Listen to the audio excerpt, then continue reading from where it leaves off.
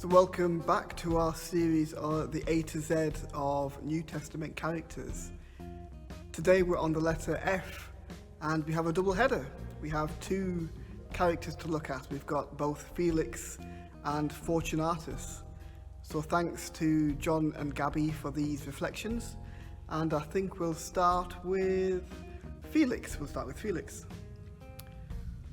So Felix was a slave in the household of Claudius Caesar, but was freed by the emperor and made the governor of Judea and Samaria. As governor of Judea, Felix tried St. Paul for the crime of preaching the gospel in Jerusalem. This was regarded as a crime by the Jewish authorities. The Romans transferred Paul from Jerusalem to Caesarea, as the Jews were plotting to kill him. Despite being known as corrupt and cruel, Felix took an interest in the teachings of St. Paul about Jesus and about his followers, which were known as the Way. In order to placate the Jews, Felix jailed Paul, but allowed him certain freedoms, for example, visits and care from Paul's friends.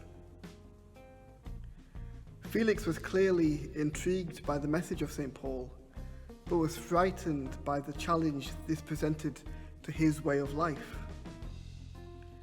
Felix characterizes those who are aware of the truth spoken in the gospel, but who are unwilling to make the necessary changes and sacrifices required in their own lives. Felix was removed from office in 58 AD, so did not provide a final judgment in St. Paul's trial.